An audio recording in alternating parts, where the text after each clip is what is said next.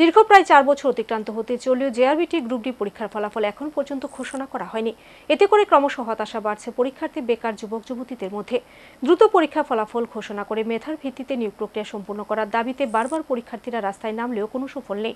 এই অবস্থায় ফের আরও একবার পরীক্ষার ফলাফল ঘোষণার দাবিতে পরীক্ষার্থীরা সোচ্চার হলেন। আগরতলা অফিস লেনস্থিত জেআরবিটি কার্যালয়ের সামনে একটি মাত্র দাবিকে সামনে রেখে বিক্ষোভ দেখালেন পরীক্ষার্থীরা। রাজ্য সরকার বিভিন্ন দপ্তরে গ্রুপ ডি পদে লোক নিয়োগের ক্ষেত্রে 2020 সালের 7 ডিসেম্বর বিজ্ঞপ্তি জারি করে। সরকারি বিজ্ঞপ্তি জারি মূলে রাজ্যে বিভিন্ন প্রান্ত থেকে প্রচুর সংখ্যক বেকার যুবক যুবতী চাকরি প্রত্যাশা নিয়ে আবেদনপত্র জমা দেন, কিন্তু আবেদন মূলে যথারীতি পরীক্ষা নেওয়া সম্ভব হয়নি তখন করোনার কারণে। অবশেষে করোনা পরিস্থিতি স্বাভাবিক হলে 2011 সালে অনুষ্ঠিত হয় পরীক্ষা।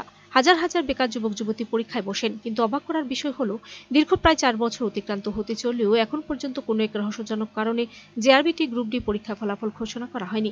এতে করে স্বাভাবিকভাবে হতাশায় ভুগছেন পরীক্ষার্থী, বেকার যুবক যুবতীরা। ফলাফল ঘোষণার দাবিতে বারবারই বেকাররা রাস্তায় নামলেও কোনো সুফল নেই। বেকারদের অভিযোগ, জেআরবিটি কর্তৃপক্ষের একটাই বক্তব্য, সরকারি নির্দেশ পেলে ঘোষণা করা হবে পরীক্ষার ফলাফল। আর এখানে বেকাররা তুলছেন প্রশ্ন, অন্যান্য চাকরির পরীক্ষার ফলাফল ঘোষণা নিয়ে নিয়োগ প্রক্রিয়া সম্পূর্ণ করা হলেও কেন জেআরবিটি পরীক্ষা ফলাফল ঘোষণা করতে অনীহা প্রকাশ করছে প্রশাসন?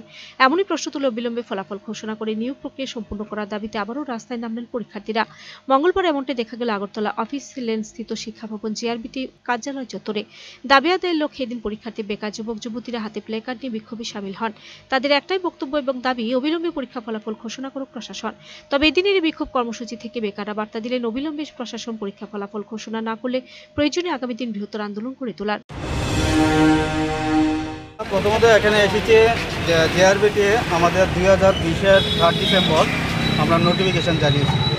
তারপরে সেটা করোনাকালীন আমরা 1 বছর পিছিয়ে পরীক্ষাটা হয়েছে।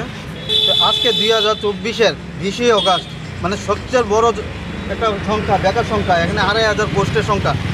এই সংখ্যাটা আজকে আমরা দীর্ঘ 4 বছর ধরে অপেক্ষা করতে করতে আমরা একটা বিরক্তকর হয়ে গেছি। আজকে আমরা মাননীয় যিনি মুখ্যমন্ত্রী আছে আমাদের রাজ্যের এবং যিনি জেআরবিটির শ্রম দপ্তরের মন্ত্রী মাননীয় টিঙ্কু রায়, ওনাদের কাছে আমরা আবেদন যাতে আমরা আমাদের মেরিট লিস্ট যাতে আজকের মধ্যে প্রকাশ করে এবং জেআরবিটির যে জয়েন্ট রিক্রুটমেন্ট বোর্ড অফ ত্রিপুরার দপ্তরে যারা অধিদপ্তর আছে তাদের কাছেও আমরা রিকোয়েস্ট করজুড়ে আর কি বলবো, তাদের কাছে আমাদের আজকের মধ্যে ফাইনাল মেরিট লিস্ট যাতে প্রকাশ করে, তার জন্যই আমরা আজকে এই আন্দোলন। Video report search entertainment.